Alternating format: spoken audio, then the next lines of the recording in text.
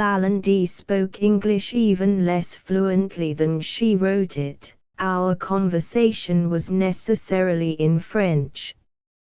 In this sweet tongue, so adapted to passion, I gave loose to the impetuous enthusiasm of my nature, and, with all the eloquence I could command, besought her to consent to an immediate marriage. At this impatience she smiled. She urged the old story of decorum, that bugbear which deters so many from bliss until the opportunity for bliss has forever gone by. I had most imprudently made it known among my friends, she observed, that I desired her acquaintance, thus that I did not possess it. Thus, again, there was no possibility of concealing the date of our first knowledge of each other. And then she adverted, with a blush, to the extreme recency of this date. To wed immediately would be improper, would be indecorous, would be outer. All this she said with a charming air of naivete which enraptured while it grieved and convinced me. She went even so far as to accuse me, laughingly, of rashness, of imprudence. She bade me remember that I really even knew not who she was, what were her prospects, her connections, her standing in society. She begged me, but with a sigh, to reconsider my proposal, and termed my love an infatuation, a will-o'-the-wisp, a fancy or fantasy of the moment, a baseless and unstable creation rather of the imagination than of the heart. These things she uttered as the shadows of the sweet twilight gathered darkly and more darkly around us, and then, with a gentle pressure of her fairy-like hand, overthrew, in a single sweet instant, all the argumentative fabric she had reared. I replied as best I could, as only a true lover can. I spoke at length, and perseveringly of my devotion, of my passion, of her exceeding beauty, and of my own enthusiastic admiration. In conclusion, I dwelt, with a convincing energy, upon the perils that encompass the course of love, that course of true love that never did run smooth, and thus deduced the manifest danger of rendering that course unnecessarily long. This latter argument seemed finally to soften the rigor of her determination. She relented, but there was yet an obstacle, she said, which she felt assured I had not properly considered. This was a delicate point, for a woman to urge, especially so. In mentioning it, she saw that she must make a sacrifice of her feelings. Still, for me, every sacrifice should be made. She alluded to the topic of age. Was I fully aware of the discrepancy between us?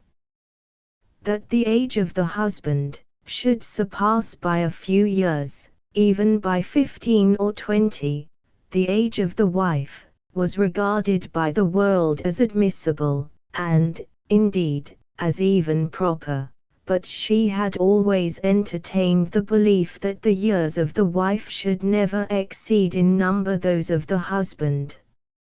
A discrepancy of this unnatural kind gave rise, too frequently, alas, to a life of unhappiness. Now she was aware that my own age did not exceed 22, and I, on the contrary, perhaps, was not aware that the years of my Eugenie extended very considerably beyond that sum. About all this there was a nobility of soul, a dignity of candor, which delighted, which enchanted me, which eternally riveted my chains. I could scarcely restrain the excessive transport which possessed me. My sweetest Eugenie, I cried, what is all this about which you are discoursing? Your years surpass in some measure my own. But what then? The customs of the world are so many conventional follies. To those who love as ourselves, in what respect differs a year from an hour? I am 22, you say. Granted, indeed, you may as well call me, at once, 23. Now you yourself, my dearest Eugenie, can have numbered no more than,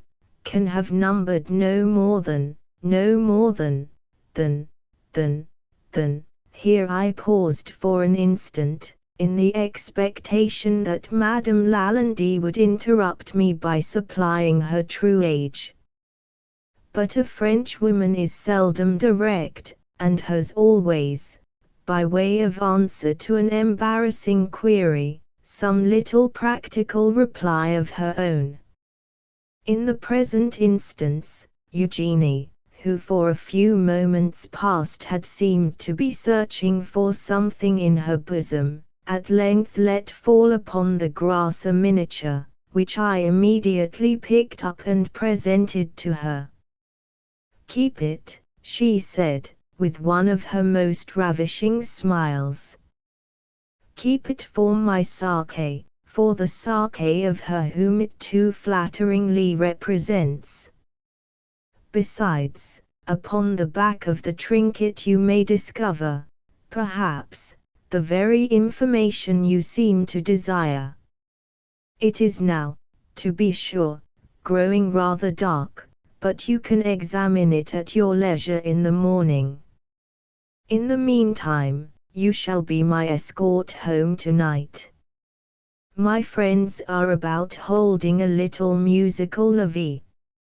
I can promise you, too, some good singing.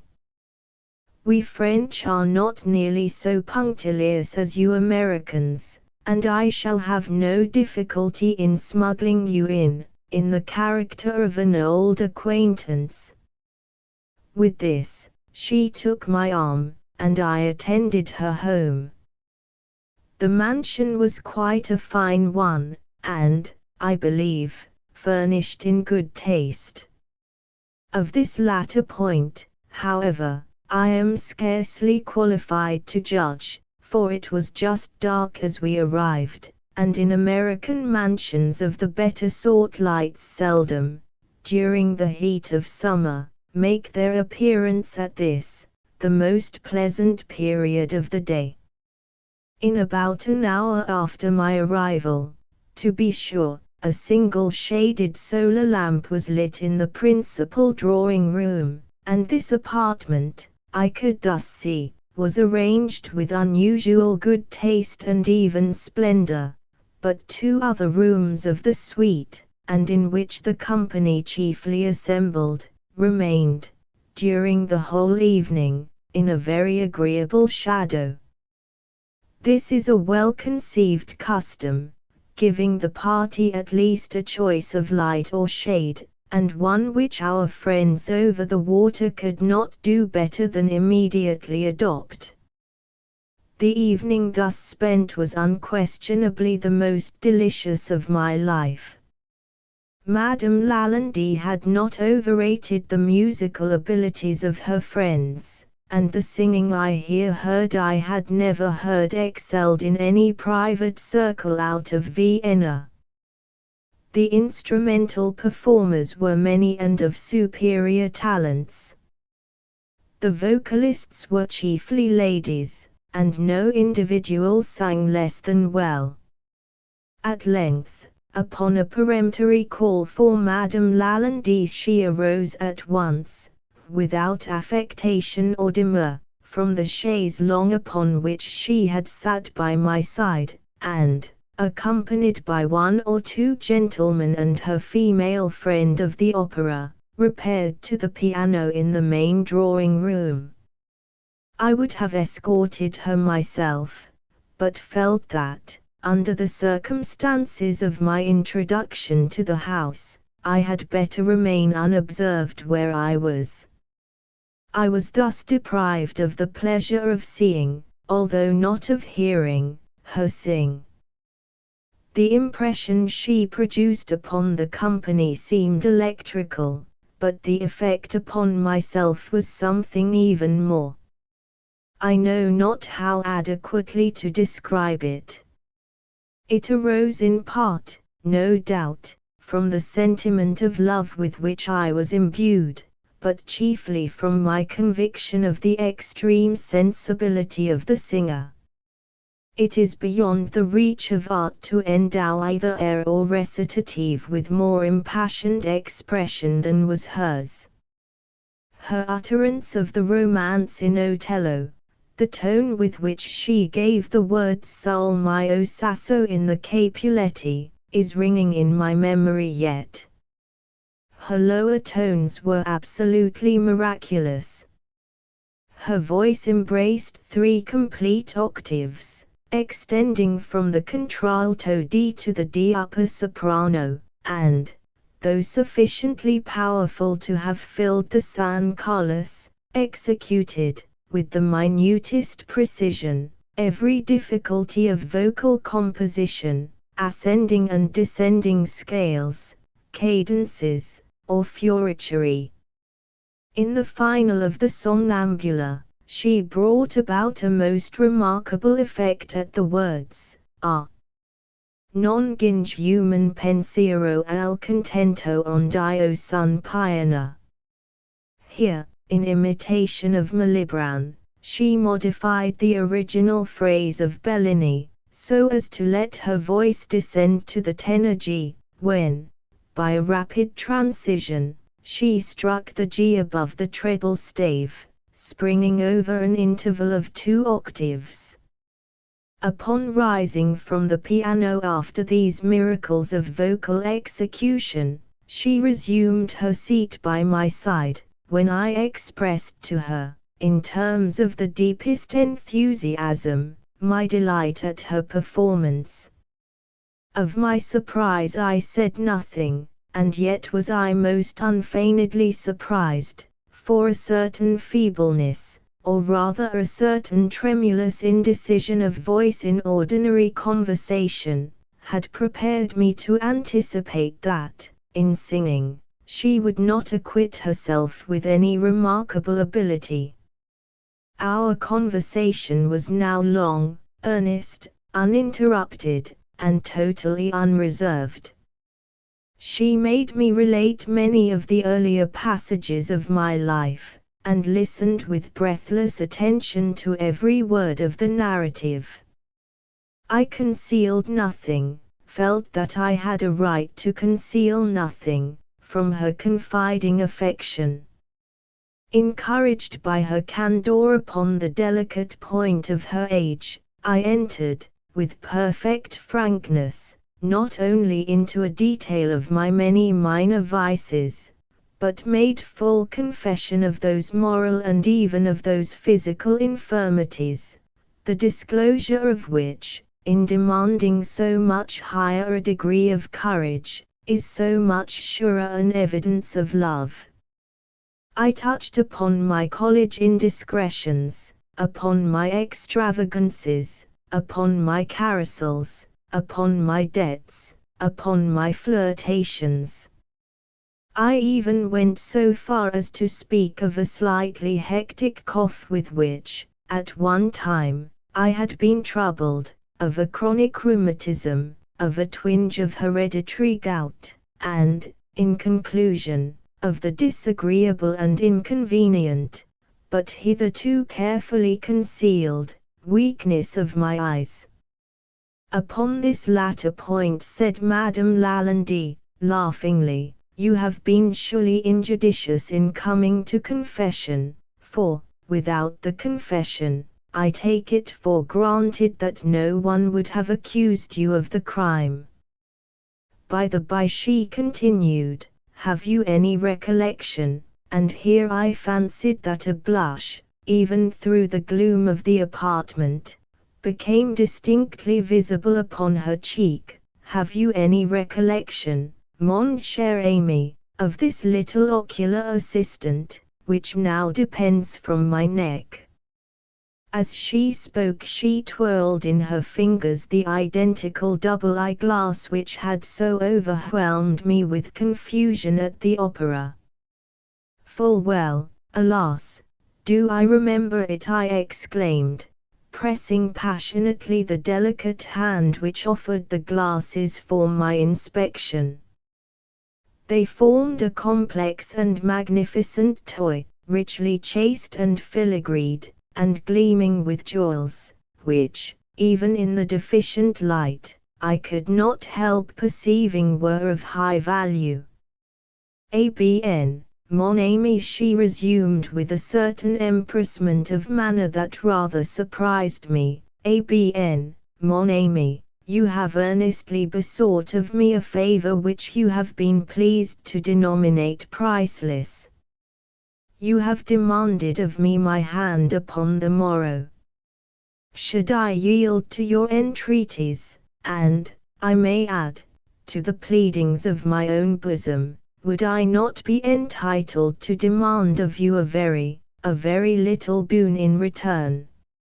"Name it," I exclaimed with an energy that had nearly drawn upon us the observation of the company, and restrained by their presence alone from throwing myself impetuously at her feet. "Name it, my beloved, my Eugenie, my own, name it, but, alas, it is already yielded ere named." "You shall conquer, then, mon ami," said she, "for the sake of the Eugenie whom you love, this little weakness which you have at last confessed, this weakness more moral than physical, and which, let me assure you, is so unbecoming the nobility of your real nature, so inconsistent with the candor of your usual character, and which, if permitted further control, will assuredly involve you, sooner or later, in some very disagreeable scrape.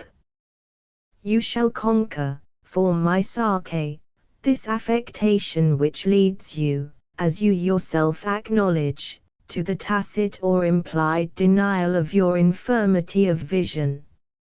For this infirmity you virtually deny, in refusing to employ the customary means for its relief. You will understand me to say, then, that I wish you to wear spectacles. Ah, hush, you have already consented to wear them, for my sake. You shall accept the little toy which I now hold in my hand, and which, though admirable as an aid to vision, is really of no very immense value as a gem. You perceive that, by a trifling modification thus, or thus, it can be adapted to the eyes in the form of spectacles, or worn in the waistcoat pocket as an eyeglass.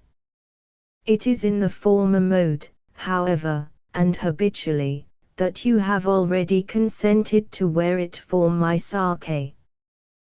This request, must I confess it, confused me in no little degree. But the condition with which it was coupled rendered hesitation, of course, a matter altogether out of the question. "It is done!" I cried, with all the enthusiasm that I could muster at the moment. "It is done, it is most cheerfully agreed. I sacrifice every feeling for your sake. Tonight I wear this dear eyeglass, as an eyeglass, and upon my heart, but with the earliest dawn of that morning which gives me the pleasure of calling you wife, I will place it upon my nose, and there wear it ever afterward, in the less romantic, and less fashionable, but certainly in the more serviceable, form which you desire." Our conversation now turned upon the details of our arrangements for the morrow. Talbot, I learned from my betrothed, had just arrived in town. I was to see him at once, and procure a carriage.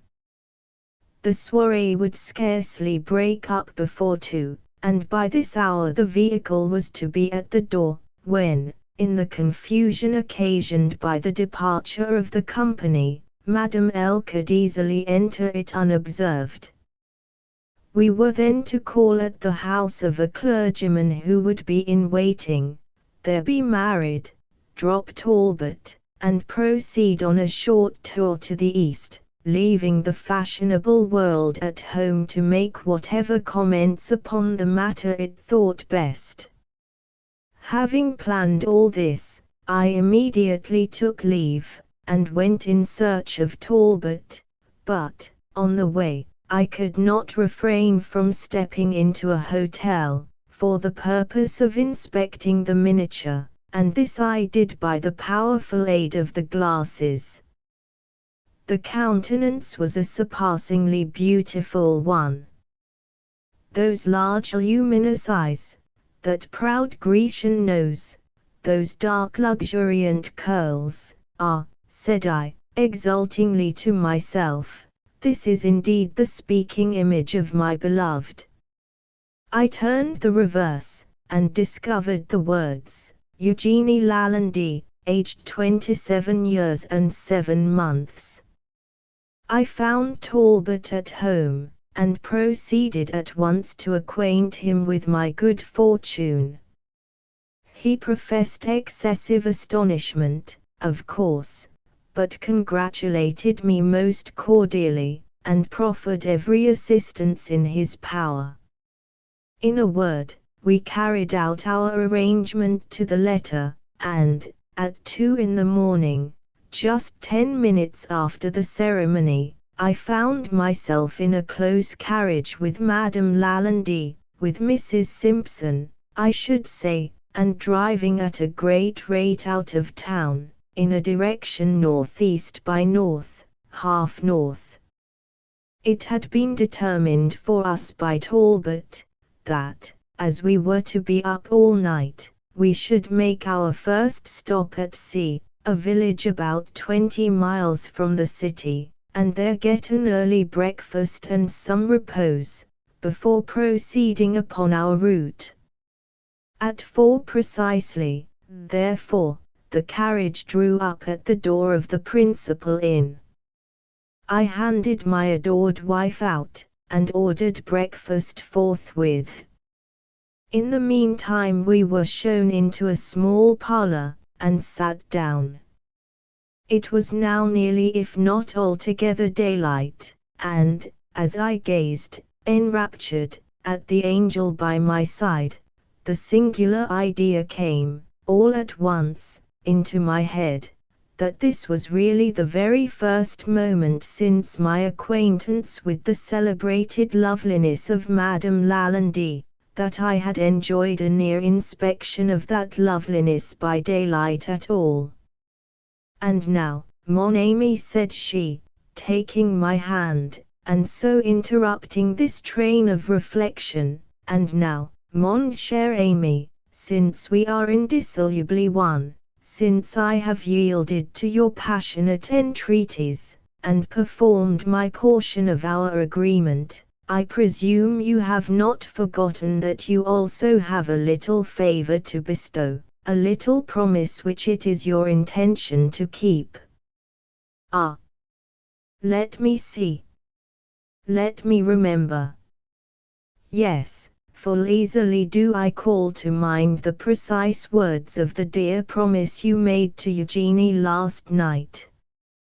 Listen.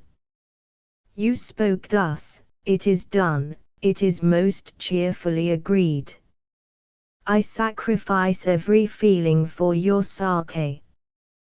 Tonight I wear this dear eyeglass as an eyeglass, and upon my heart, but with the earliest dawn of that morning which gives me the privilege of calling you wife, I will place it upon my nose, and there wear it ever afterward, in the less romantic, and less fashionable, but certainly in the more serviceable, form which you desire.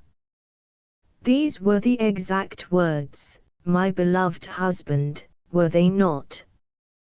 They were, I said. You have an excellent memory, and assuredly, my beautiful Eugenie, there is no disposition on my part to evade the performance of the trivial promise they imply.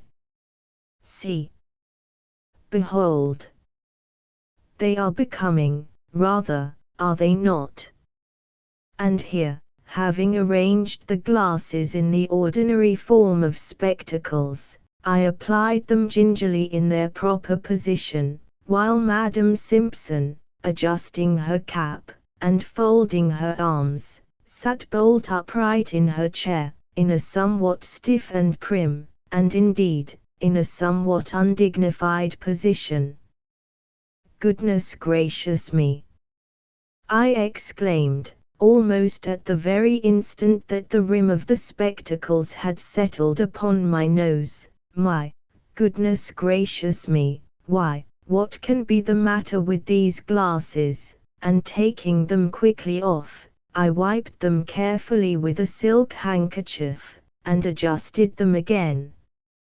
But if, in the first instance, there had occurred something which occasioned me surprise, in the second, this surprise became elevated into astonishment, and this astonishment was profound, was extreme, indeed I may say it was horrific. What, in the name of everything hideous, did this mean? Could I believe my eyes? Could I? That was the question. Was that rouge? And were those wrinkles, upon the visage of Eugenie Lalande? And oh, Jupiter, and every one of the gods and goddesses, little and big, what had become of her teeth?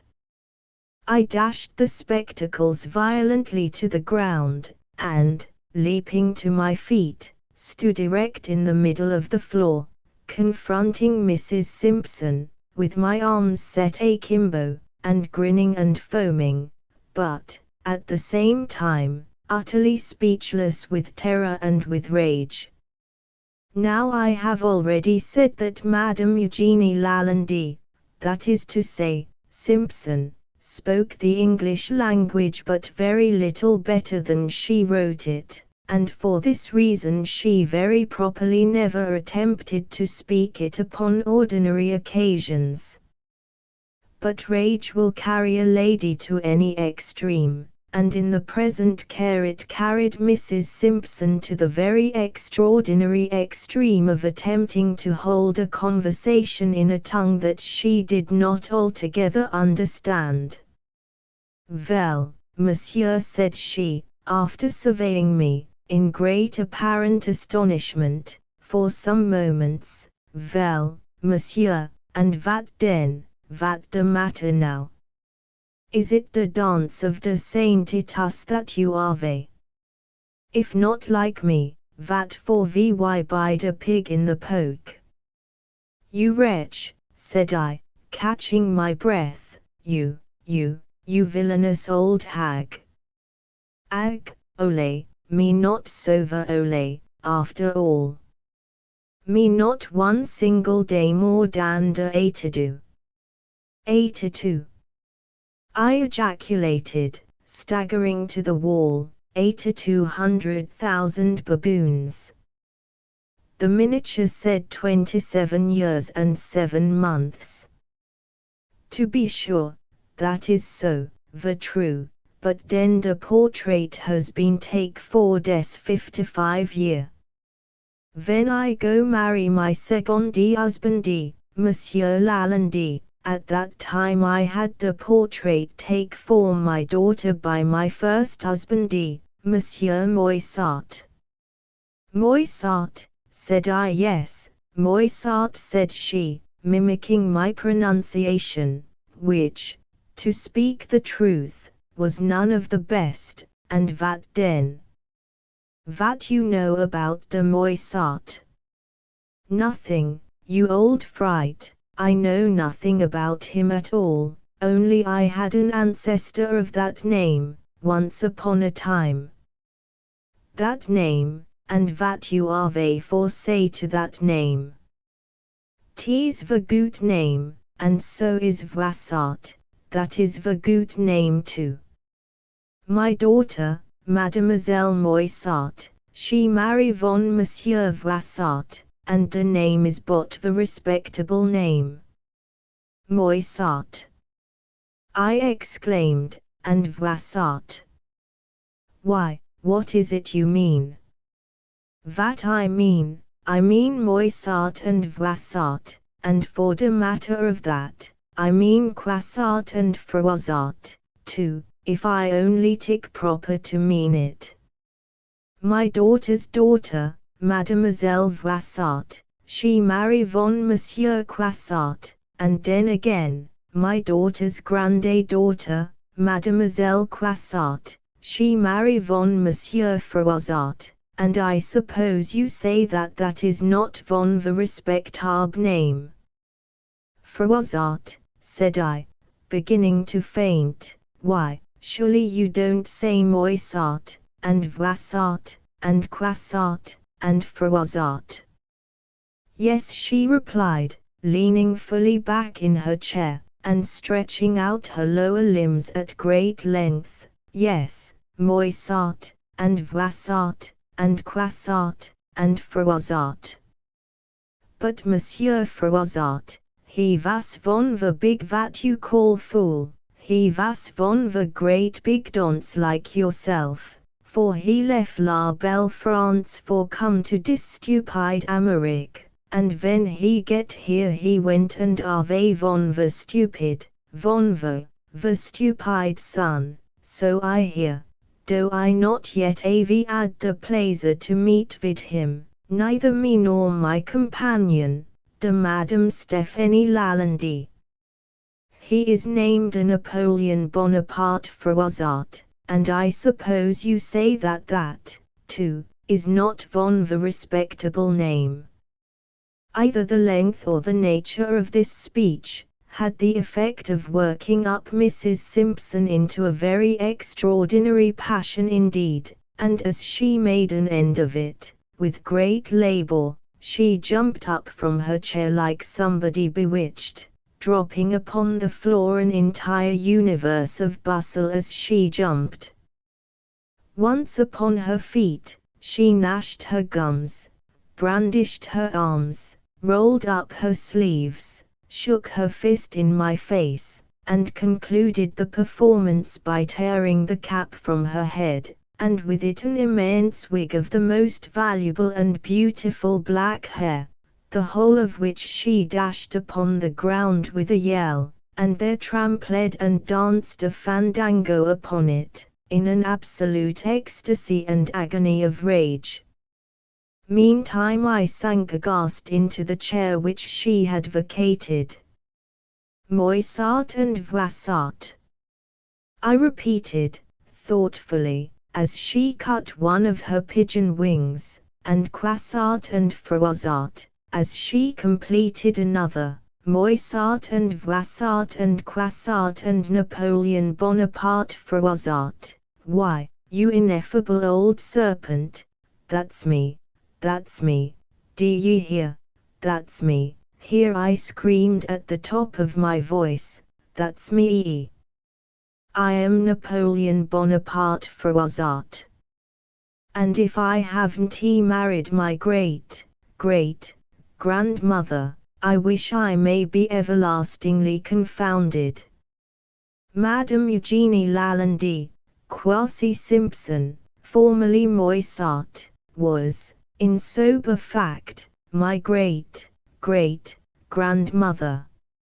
In her youth she had been beautiful, and even at 82, retained the majestic height, the sculptural contour of head, the fine eyes and the Grecian nose of her girlhood. By the aid of these, of pearl powder, of rouge, of false hair, false teeth, and false tournure, as well as of the most skillful modists of Paris, she contrived to hold a respectable footing among the beauties en peu parsees of the French metropolis. In this respect, indeed, she might have been regarded as little less than the equal of the celebrated Ninanda Elenclos.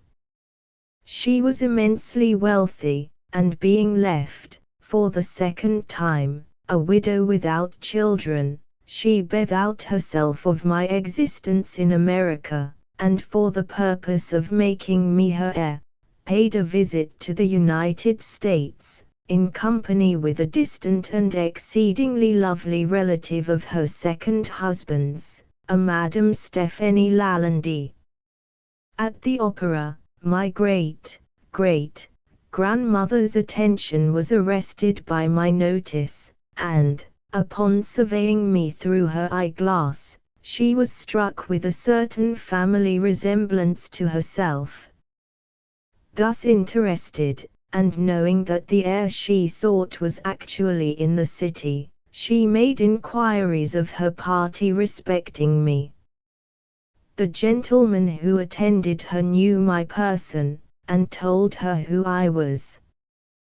The information thus obtained induced her to renew her scrutiny, and this scrutiny it was which so emboldened me that I behaved in the absurd manner already detailed. She returned my bow, however, under the impression that, by some odd accident, I had discovered her identity. When, deceived by my weakness of vision, and the arts of the toilet, in respect to the age and charms of the strange lady, I demanded so enthusiastically of Talbot who she was, he concluded that I meant the younger beauty, as a matter of course, and so informed me, with perfect truth, that she was the celebrated widow, Madame Lalande. In the street, next morning, my great-grandmother encountered Talbot, an old Parisian acquaintance, and the conversation, very naturally turned upon myself.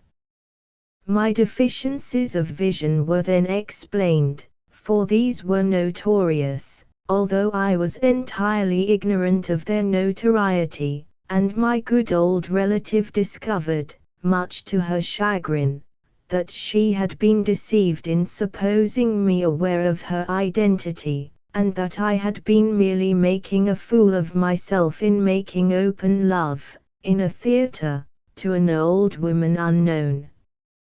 By way of punishing me for this imprudence, she concocted with Talbot a plot. He purposely kept out of my way to avoid giving me the introduction. My street inquiries about the lovely widow, Madame Lalande, were supposed to refer to the younger lady, of course, and thus the conversation with the three gentlemen whom I encountered shortly after leaving Talbot's hotel will be easily explained, as also their allusion to Ninanda Elenclos. I had no opportunity of seeing Madame Lalande closely during daylight, and, at her musical soirée, my silly weakness in refusing the aid of glasses effectually prevented me from making a discovery of her age. When Madame Lalande was called upon to sing, the younger lady was intended, and it was she who arose to obey the call, my great-grandmother, to further the deception, arising at the same moment and accompanying her to the piano in the main drawing room. Had I decided upon escorting her thither, it had been her design to suggest the propriety of my remaining where I was, but my own prudential views rendered this unnecessary.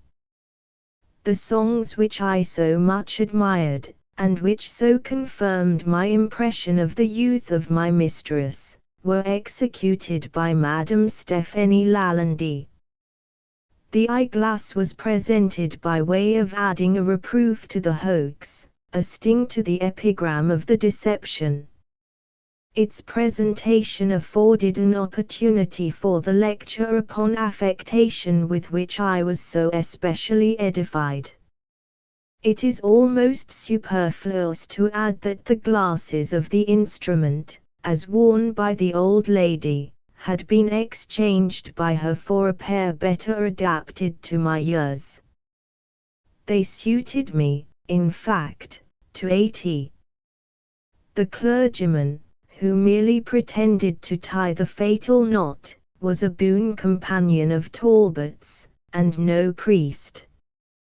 He was an excellent whip however, and having doffed his cassock to put on a great coat, he drove the hack which conveyed the happy couple out of town. Talbot took a seat at his side. The two scoundrels were thus in at the death, and through a half-open window of the back parlour of the inn, amused themselves in grinning at the denouement of the drama. I believe I shall be forced to call them both out.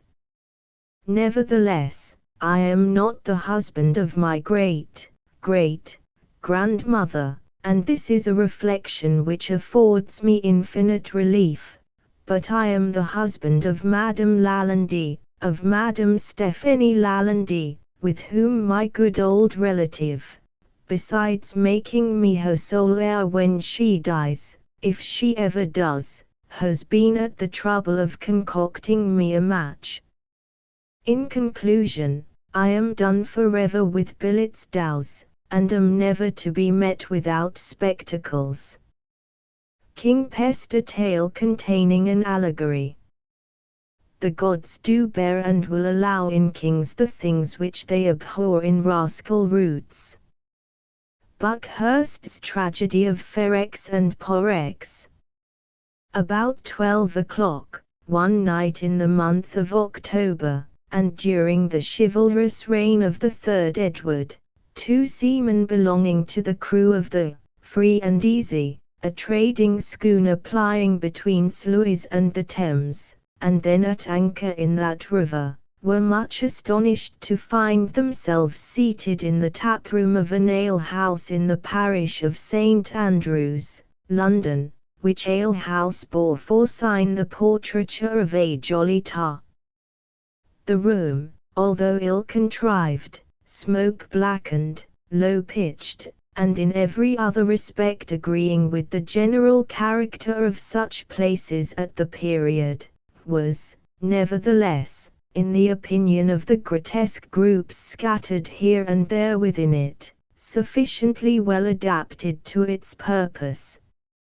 Of these groups our two seamen formed, I think, the most interesting, if not the most conspicuous.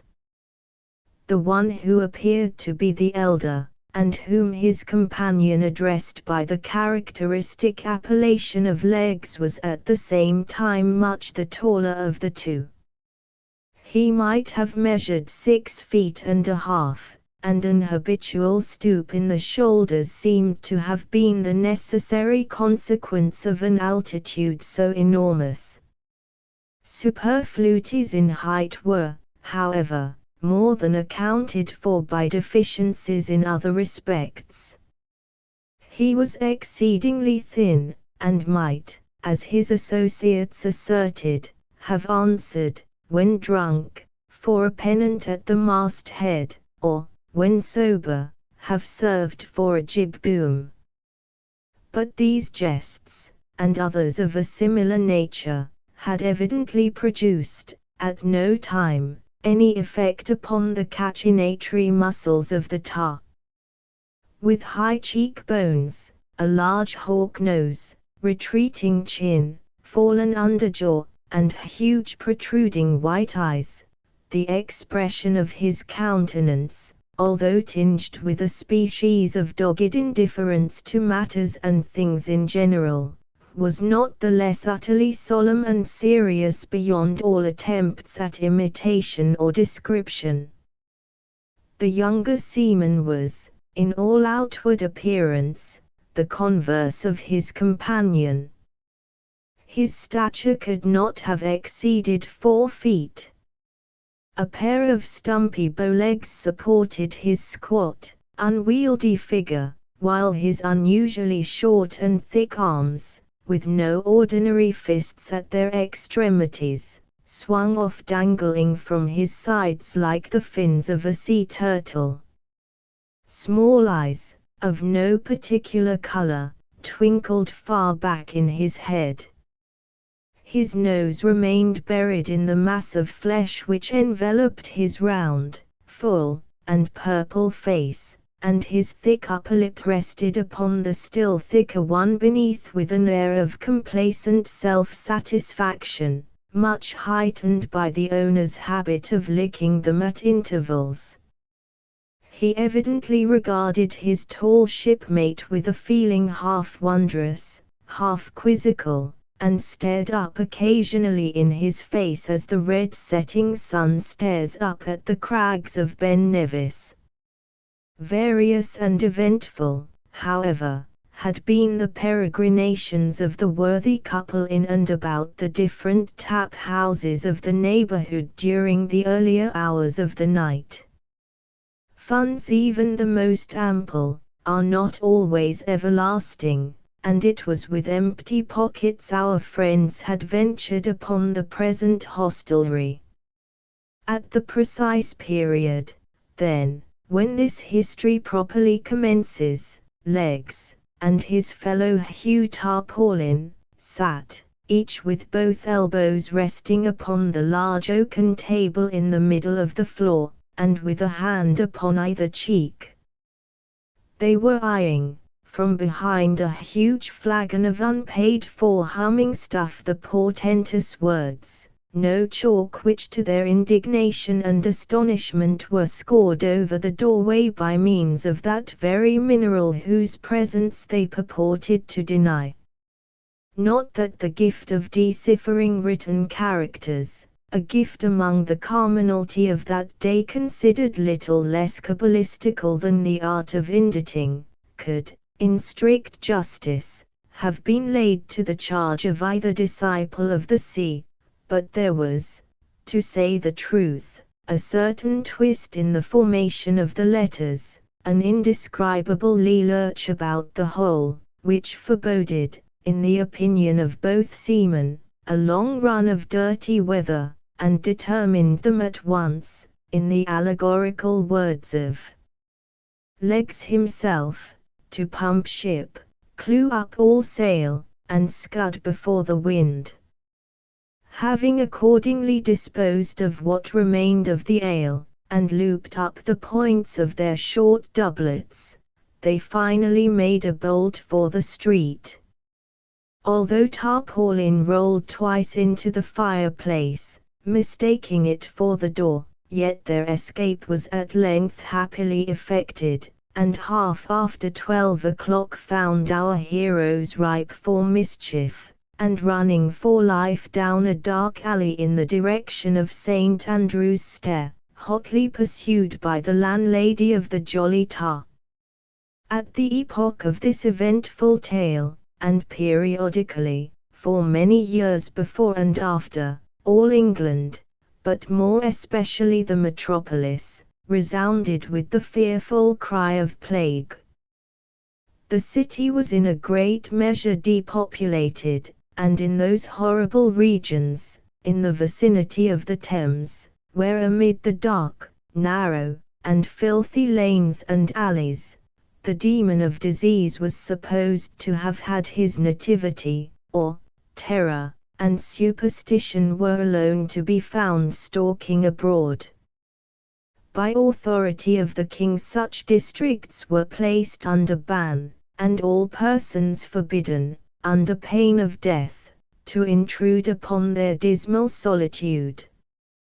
Yet neither the mandate of the monarch, nor the huge barriers erected at the entrances of the streets, nor the prospect of that loathsome death which, with almost absolute certainty, overwhelmed the wretch whom no peril could deter from the adventure, prevented the unfurnished and untenanted dwellings from being stripped, by the hand of nightly rapine, of every article, such as iron, brass, or lead work, which could in any manner be turned to a profitable account. Above all, it was usually found, upon the annual winter opening of the barriers, that locks, bolts, and secret cellars had proved but slender protection to those rich stores of wines and liquors which, in consideration of the risk and trouble of removal, many of the numerous dealers having shops in the neighborhood had consented to trust, during the period of exile, to so insufficient a security. But there were very few of the terror-stricken people who attributed these doings to the agency of human hands.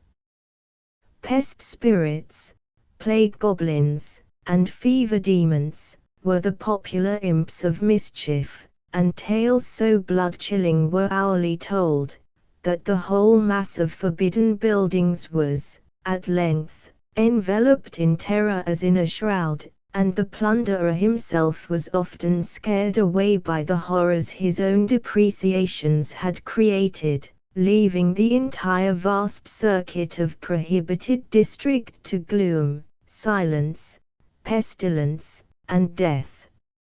It was by one of the terrific barriers already mentioned, and which indicated the region beyond to be under the pest ban, that, in scrambling down an alley, Legs and the worthy Hugh Tarpaulin found their progress suddenly impeded.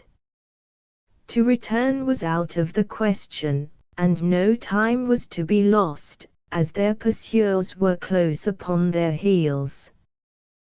With thoroughbred seamen to clamber up the roughly fashioned plank work was a trifle, and, maddened with the twofold excitement of exercise and liquor, they leaped unhesitatingly down within the enclosure, and holding on their drunken course with shouts and yellings, were soon bewildered in its noisome and intricate recesses.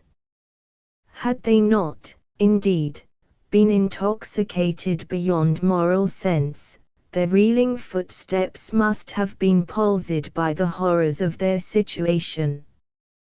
The air was cold and misty. The paving stones, loosened from their beds, lay in wild disorder amid the tall, rank grass, which sprang up around the feet and ankles. Fallen houses choked up the streets.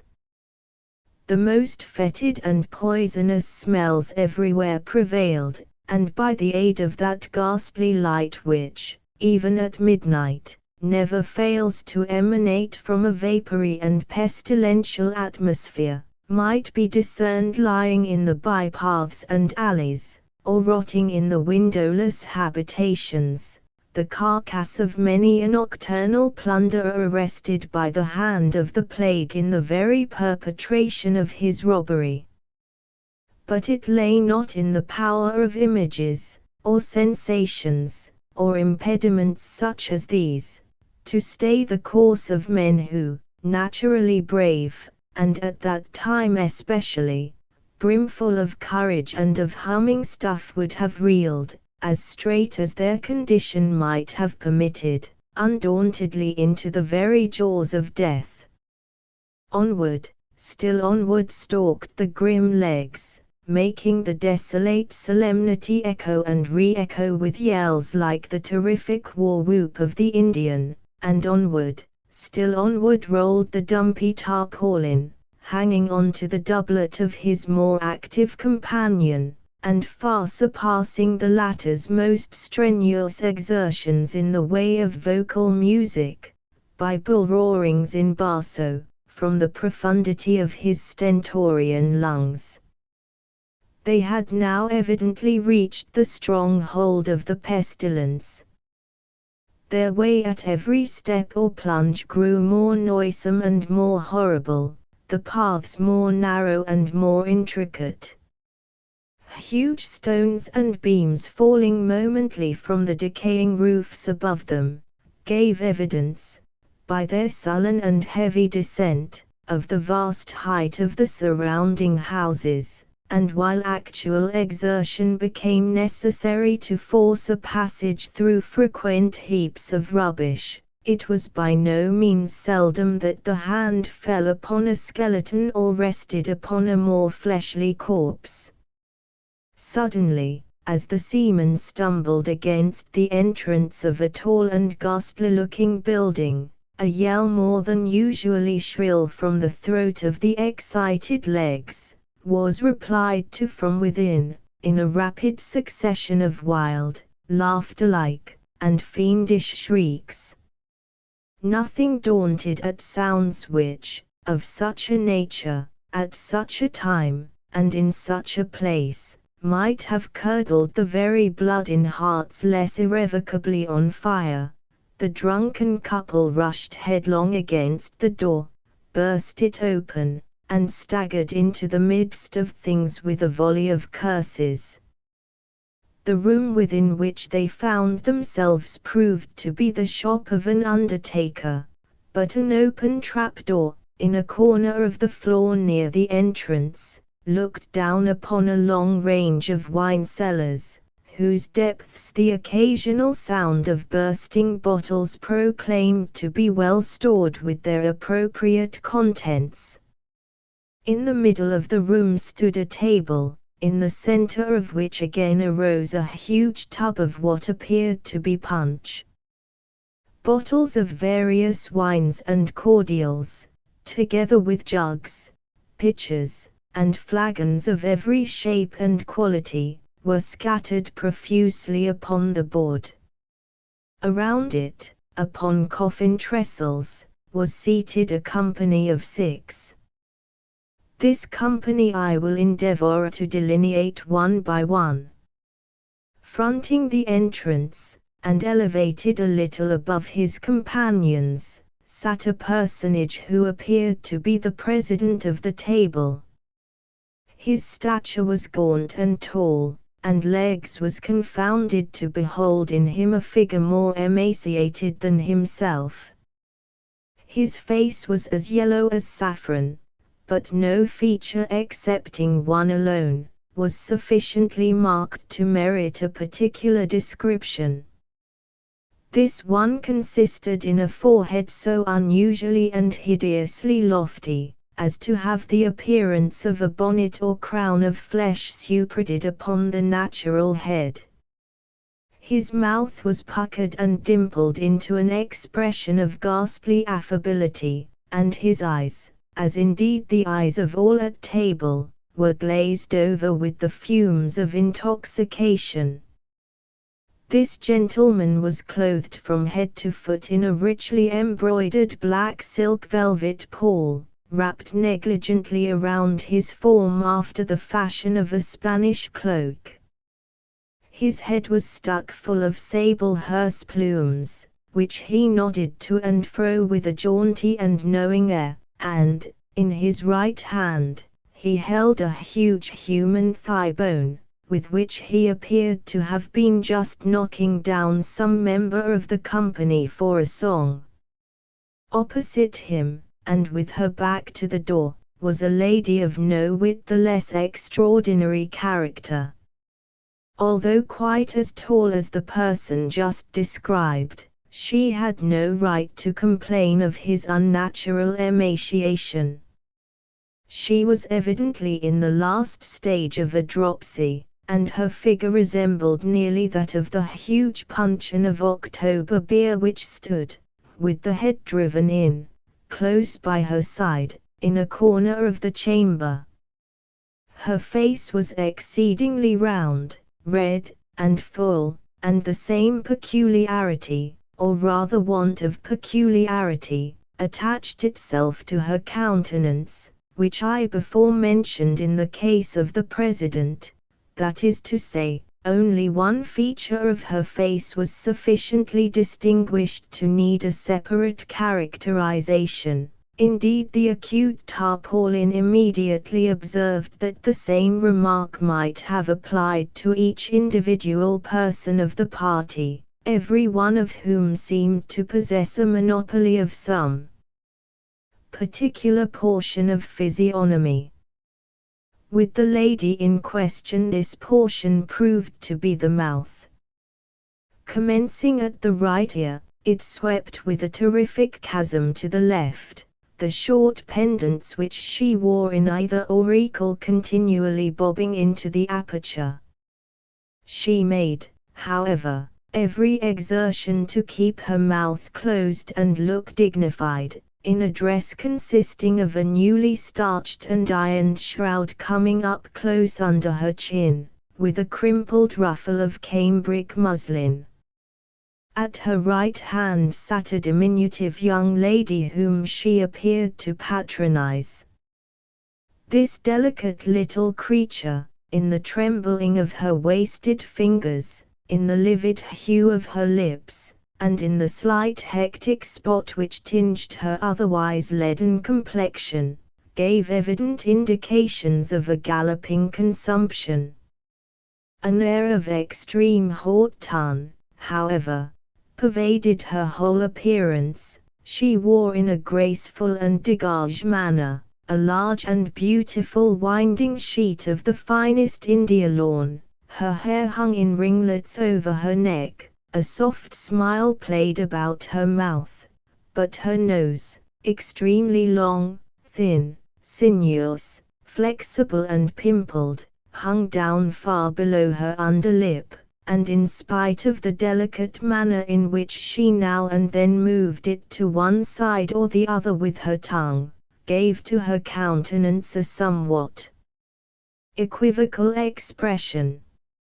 Over against her, and upon the left of the dropsical lady, was seated a little puffy, wheezing, and gouty old man, whose cheeks reposed upon the shoulders of their owner, like two huge bladders of a Porto wine. With his arms folded, and with one bandaged leg deposited upon the table, he seemed to think himself entitled to some consideration. He evidently prided himself much upon every inch of his personal appearance, but took more especial delight in calling attention to his gaudy-colored surtout. This, to say the truth, must have cost him no little money, and was made to fit him exceedingly well, being fashioned from one of the curiously embroidered silken covers appertaining to those glorious escutcheons which, in England and elsewhere, are customarily hung up, in some conspicuous place, upon the dwellings of departed aristocracy. Next to him, and at the right hand of the president, was a gentleman in long white hose and cotton drawers. His frame shook, in a ridiculous manner, with a fit of what Tarpaulin called the horrors. His jaws, which had been newly shaved, were tightly tied up by a bandage of muslin, and his arms being fastened in a similar way at the wrists, prevented him from helping himself too freely to the liquors upon the table, a precaution rendered necessary, in the opinion of Legs, by the peculiarly sottish and wine-bibbing cast of his visage. A pair of prodigious ears, nevertheless, which it was no doubt found impossible to confine, towered away into the atmosphere of the apartment, and were occasionally pricked up in a spasm, at the sound of the drawing of a cork. Fronting him, sixthly and lastly, was situated a singularly stiff-looking personage, who, being afflicted with paralysis, must, to speak seriously, have felt very ill at ease in his unaccommodating habiliments. He was habited, somewhat uniquely, in a new and handsome mahogany coffin. Its top or headpiece pressed upon the skull of the wearer, and extended over it in the fashion of a hood, giving to the entire face an air of indescribable interest. Armholes had been cut in the sides, for the sake not more of elegance than of convenience, but the dress, nevertheless, prevented its proprietor from sitting as erect as his associates, and as he lay reclining against his trestle, at an angle of 45 degrees, a pair of huge goggle eyes rolled up their awful whites towards the ceiling in absolute amazement at their own enormity. Before each of the party lay a portion of a skull, which was used as a drinking cup. Overhead was suspended a human skeleton, by means of a rope tied round one of the legs and fastened to a ring in the ceiling. The other limb, confined by no such fetter, stuck off from the body at right angles, causing the whole loose and rattling frame to dangle and twirl about at the caprice of every occasional puff of wind which found its way into the apartment. In the cranium of this hideous thing lay quantity of ignited charcoal, which threw a fitful but vivid light over the entire scene, while coffins, and other wares appertaining to the shop of an undertaker, were piled high up around the room, and against the windows, preventing any ray from escaping into the street. At sight of this extraordinary assembly, and of their still more extraordinary paraphernalia, our two seamen did not conduct themselves with that degree of decorum which might have been expected. Legs, leaning against the wall near which he happened to be standing, dropped his lower jaw still lower than usual, and spread open his eyes to their fullest extent, while Hugh Tarpaulin, stooping down so as to bring his nose upon a level with the table, and spreading out a palm upon either knee, burst into a long, loud, and obstreperous roar of very ill-timed and immoderate laughter. Without, however, taking offense at behavior so excessively rude, the tall president smiled very graciously upon the intruders, nodded to them in a dignified manner with his head of sable plumes, and, arising, took each by an arm, and led him to a seat which some others of the company had placed in the meantime for his accommodation. Legs to all this offered not the slightest resistance, but sat down as he was directed, while the gallant Hugh, removing his coffin trestle from its station near the head of the table, to the vicinity of the little consumptive lady in the winding sheet, plumped down by her side in high glee, and pouring out a scull of red wine, quaffed it to their better acquaintance. But at this presumption the stiff gentleman in the coffin seemed exceedingly nettled, and serious consequences might have ensued, had not the president, rapping upon the table with his truncheon, diverted the attention of all present to the following speech: "It becomes our duty upon the present happy occasion." "Avast there," interrupted Legs, looking very serious, "avast there a bit, I say, and tell us who the devil ye all are, and what business ye have here, rigged off like the foul fiends, and swilling the snug blue ruin stowed away for the winter by my honest shipmate, Will Wimble, the undertaker." At this unpardonable piece of ill-breeding, all the original company half started to their feet, and uttered the same rapid succession of wild fiendish shrieks which had before caught the attention of the seamen. The president, however, was the first to recover his composure, and at length, turning to Legs with great dignity, recommenced: "Most willingly will we gratify any reasonable curiosity on the part of guests so illustrious, unbidden though they be. Know then that in these dominions I am monarch, and here rule with undivided empire under the title of King Pest the First. This apartment, which you no doubt profanely suppose to be the shop of Will Wimble the undertaker, a man whom we know not, and whose plebeian appellation has never before this night thwarted our royal ears. This apartment, I say, is the dais chamber of our palace, devoted to the councils of our kingdom, and to other sacred and lofty purposes. The noble lady who sits opposite is Queen Pest, our serene consort. The other exalted personages whom you behold are all of our family, and wear the insignia of the blood royal under the respective titles of His Grace the Archduke Pestiferous, His Grace the Duke Pestilential, His Grace the Dukedom Pest, and Her Serene Highness the Archduchess Anna Pest.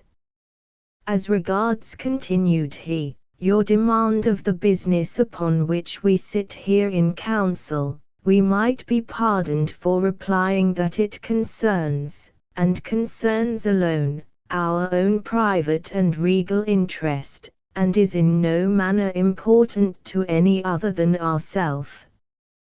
But in consideration of those rights to which as guests and strangers you may feel yourselves entitled, we will furthermore explain that we are here this night, prepared by deep research and accurate investigation, to examine, analyze, and thoroughly determine the indefinable spirit, the incomprehensible qualities and nature, of those inestimable treasures of the palate, the wines, ales, and liqueurs of this goodly metropolis, by so doing to advance not more our own designs than the true welfare of that unearthly sovereign whose reign is over us all, whose dominions are unlimited, and whose name is Death.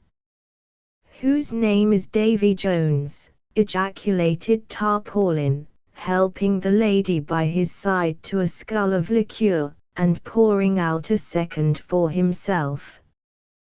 Profane varlet, said the President, now turning his attention to the worthy Hugh, profane and execrable wretch, we have said, that in consideration of those rights which, even in thy filthy person, we feel no inclination to violate, we have condescended to make reply to thy rude and unseasonable inquiries. We nevertheless, for your unhallowed intrusion upon our counsels, believe it our duty to mult thee and thy companion in each a gallon of black strap, having imbibed which to the prosperity of our kingdom, at a single draught, and upon your bended knees, ye shall be forthwith free either to proceed upon your way, or remain and be admitted to the privileges of our table, according to your respective and individual pleasures. It would be a matter of utter impossibility, replied Legges, whom the assumptions and dignity of King Pest I had evidently inspired some feelings of respect, and who arose and steadied himself by the table as he spoke. It would, please your Majesty, be a matter of utter impossibility to stow away in my hold even 1/4 part of the same liquor which your Majesty has just mentioned. To say nothing of the stuffs placed on board in the Forenoon by way of ballast, and not to mention the various ales and liqueurs shipped this evening at different seaports, I have, at present, a full cargo of humming stuff taken in and duly paid for at the sign of the Jolly Tar. You will, therefore, please your Majesty, be so good as to take the will for the deed, for by no manner of means either can I or will I swallow another drop, least of all a drop of that villainous bilge water that answers to the name of black strap. Belay that, interrupted Tarpaulin, astonished not more at the length of his companion's speech than at the nature of his refusal. Belay that, you lubber, and I say, Legges, none of your palaver. My hull is still light, although I confess you yourself seem to be a little top-heavy, and as for the matter of your share of the cargo, why rather than raise a squall I would find stowage room for it myself. But, this proceeding, interposed the President, is by no means in accordance with the terms of the mult or sentence, which is in its nature median, and not to be altered or recalled. The conditions we have imposed must be fulfilled to the letter, and that without a moment's hesitation, in failure of which fulfillment we decree that you do here be tied neck and heels together, and duly drowned as rebels in yon hogshead of October beer. A sentence, a righteous and just sentence, a glorious decree, a most worthy and upright, and holy condemnation, shouted the Pest family all together. The king elevated his forehead into innumerable wrinkles. The gouty little old man puffed like a pair of bellows. The lady of the winding sheet waved her nose to and fro. The gentleman in the cotton drawers pricked up his ears. She of the shroud gasped like a dying fish, and he of the coffin looked stiff and rolled up his eyes. Ah, ah, ah, chuckled Tarpaulin without heeding the general excitation. Ah, ah, ah, ah, ah, ah, ah, ah, ah, I was saying, said he, I was saying when Mr. King Pest poked in his marlinspike, that as for the matter of 2 or 3 gallons more or less of black strap, it was a trifle to a tight seaboat like myself not overstowed, but when it comes to drinking the health of the devil, whom God assoily, and going down upon my marrow bones to his ill-favoured majesty there, whom I know, as well as I know myself to be a sinner, to be nobody in the whole world, but Tim Hurlygurly the stage player, why, it's quite another guess sort of a thing, and utterly and altogether past my comprehension. He was not allowed to finish this speech in tranquillity. At the name Tim Hurlygurly the whole assembly leaped from their name seats.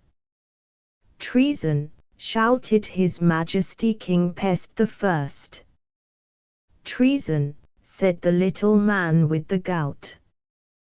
Treason, screamed the Archduchess Anna Pest.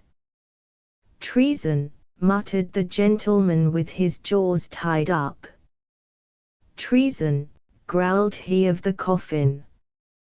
Treason, treason, shrieked Her Majesty of the Mouth, and, seizing by the hinder part of his breeches the unfortunate Tarpaulin, who had just commenced pouring out for himself a scull of liqueur, she lifted him high into the air, and let him fall without ceremony into the huge open puncheon of his beloved ale.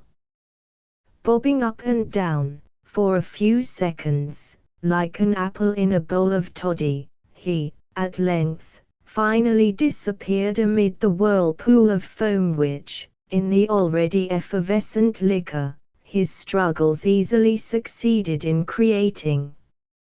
Not tamely, however, did the tall seaman behold the discomfiture of his companion.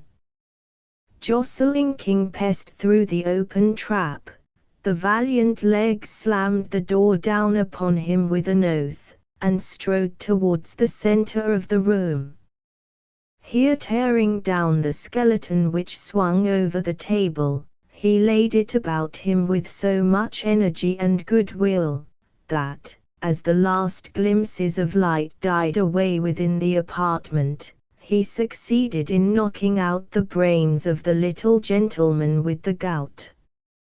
Rushing then with all his force against the fatal hogshead full of October ale and Hugh Tarpaulin, he rolled it over and over in an instant.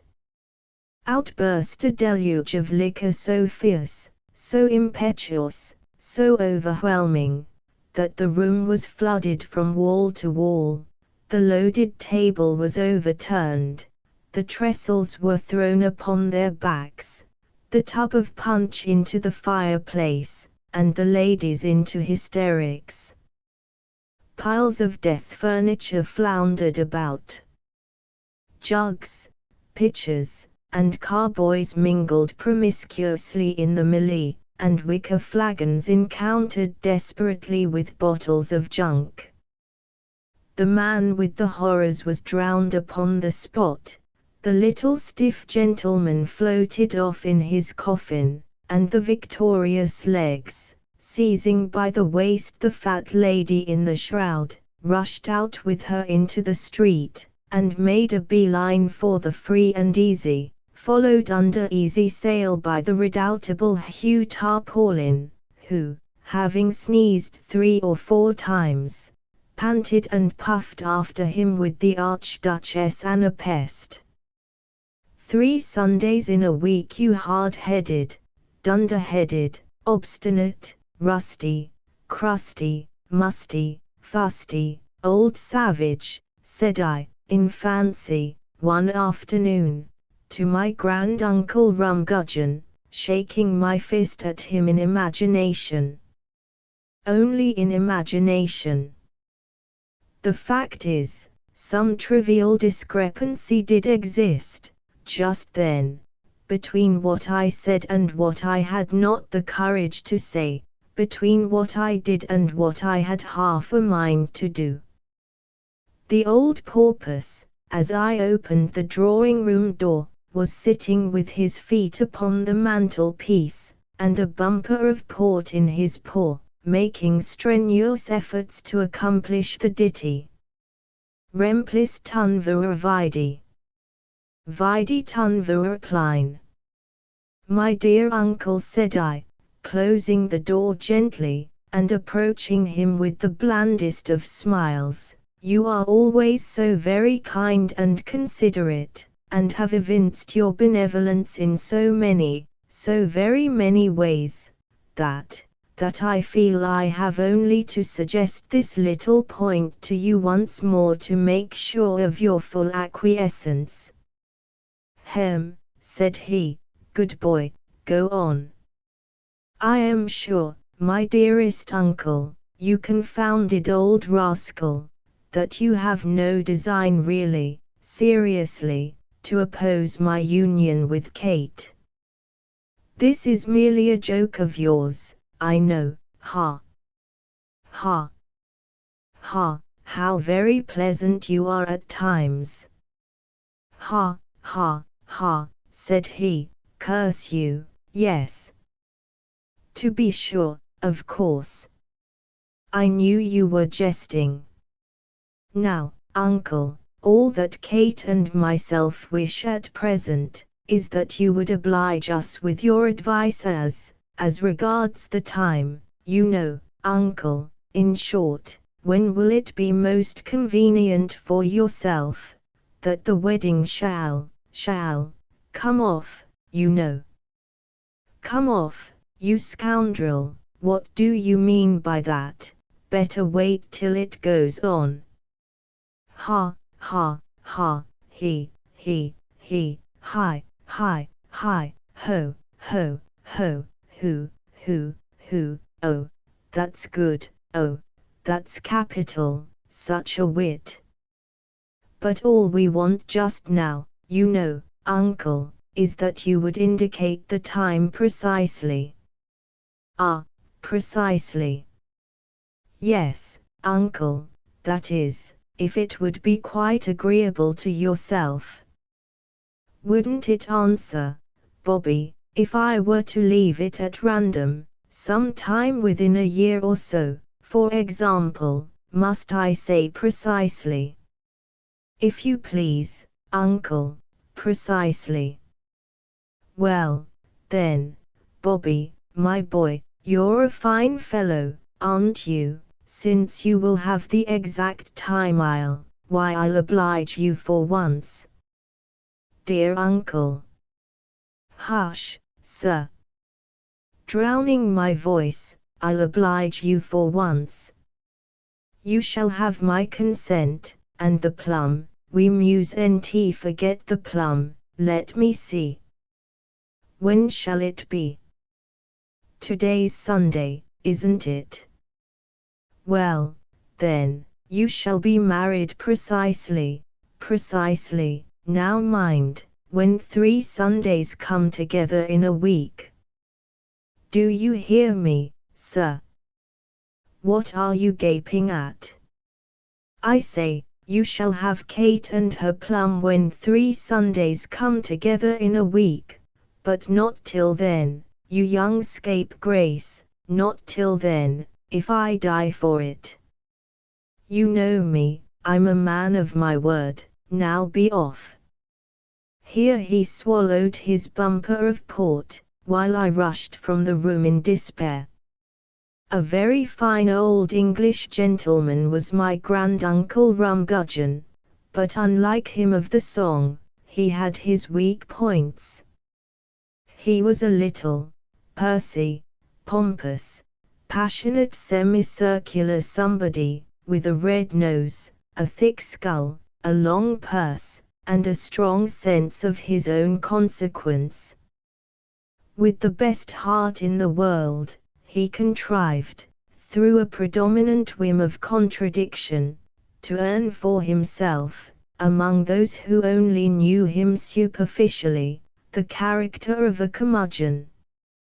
Like many excellent people, he seemed possessed with a spirit of tantalization, which might easily, at a casual glance, have been mistaken for malevolence.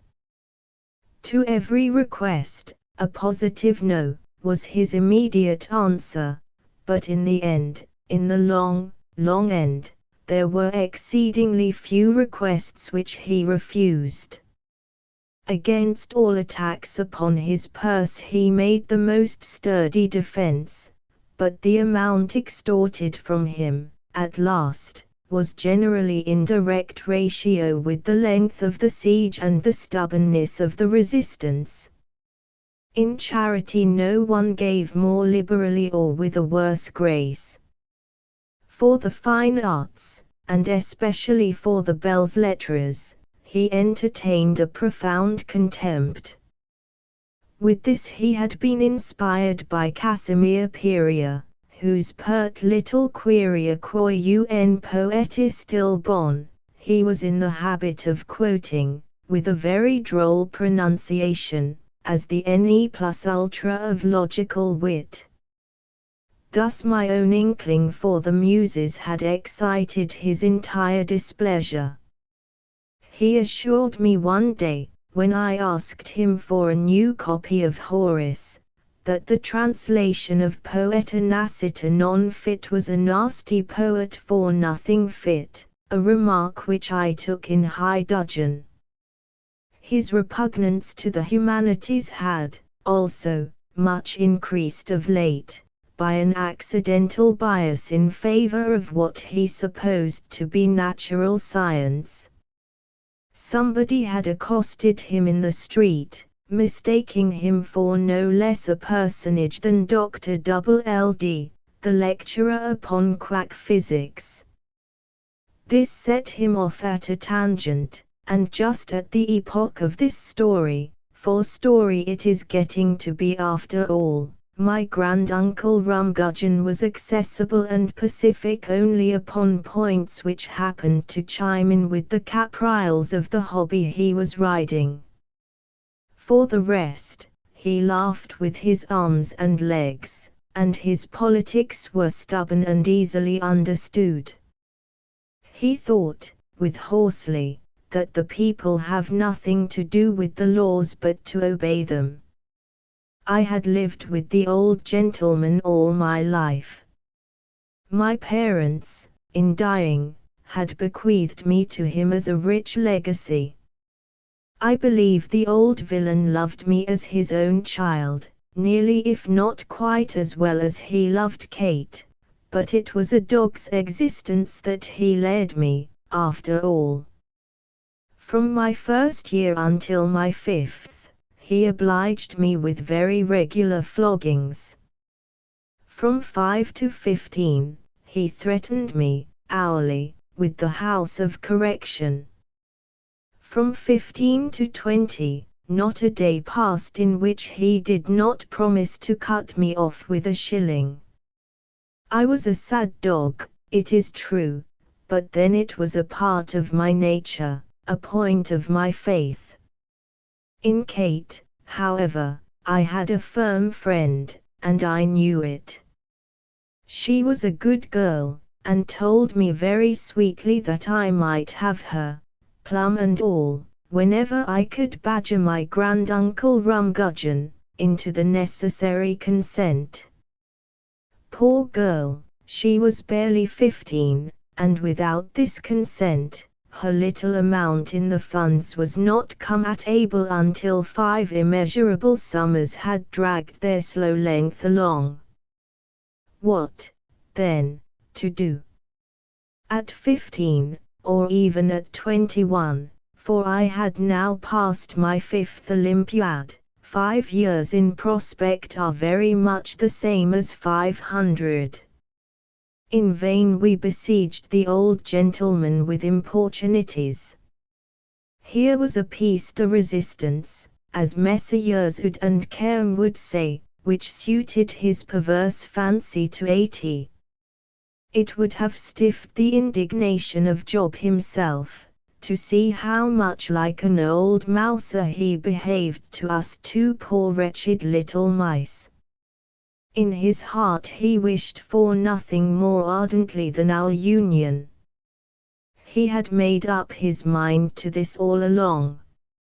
In fact, he would have given £10,000 from his own pocket, Kate's plum was her own, if he could have invented anything like an excuse for complying with our very natural wishes. But then we had been so imprudent as to broach the subject ourselves. Not to oppose it under such circumstances, I sincerely believe, was not in his power. I have said already that he had his weak points, but in speaking of these, I must not be understood as referring to his obstinacy, which was one of his strong points, assurement cenitate pas sa foible. When I mention his weakness I have allusion to a bizarre old womanish superstition which beset him. He was great in dreams, port it id genus omne